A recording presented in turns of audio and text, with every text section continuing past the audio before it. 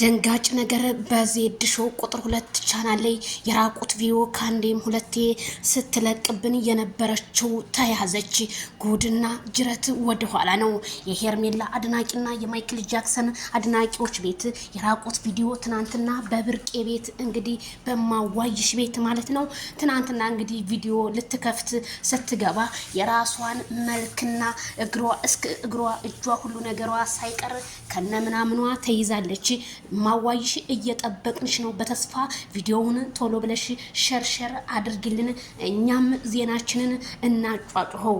እልል እንደው ይሄ ሰው ማን ነው ብዬ እኔማ አሰሪ ክላሴ እስከምገባ ድረስ የልብ ድካም ይዞኝ ነበረ። ታዲያ ይቺ የራቁት ቪዲዮ ስትፖስት የነበረችው ሴትዮ እንግዲህ ቪዲዮውን እንትኗን እሙሟን አሳያለሁ ስትል ወደ ህዝብ ፊት እሷ አስቀድማ ፈጣሪ ግልብጥብጥ ነገሮችን አድርጎ ወደ እሷ ትናንትና ሌሊት በማዞሩ በአደባባይ ላይ ተይዛለች። እሷ ልጅ እስከምትመጣ ድረስ እኔም በጉጉት እየጠበቅኩ ነው ማለት ነው። አዎ ዜድዬ ሳታስበው ቪዲዮ ወጣች። ይቺ ወራዳ ዜድዬ ሳታስበው ካሜራውን ወደ እሷ አዙራው እኮ ነው የተጋለጠችው። አይ ዜዶ መዞሬ ብዙ ነገር አመጣ ብላለች ማለት ነው። እናመሰግናለን። ለማንኛውም በርቅዬ ይሄ ቪዲዮአችን ቶሎ ብሎ ይድረስሽ፣ ላንቺም ፎቶዋን ቶሎ ብለሽ በአደባባይ ላይ አውጭልን። ምክንያቱም እኛ ለፍተን ዩቲዩብ ስንመጣ ብዙ ስራዎች አለን። ዩቲዩብ ላይ ብቻ አይደለም። በነገራችን ላይ ግን እንዴት የራቁት ቪዲዮ ማን ነው የሚለቀው?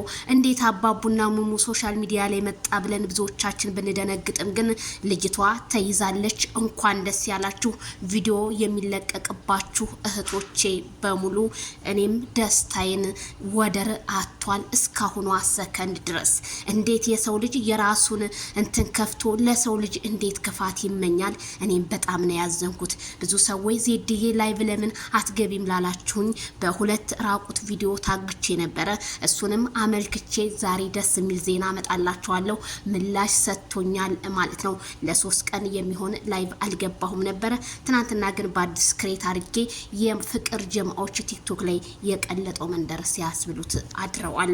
በጣም ነው የማመሰግናችሁ። እንኳን ደስ ያላችሁ የማይክል ጃክሰን እህቶችና የሄርሜላ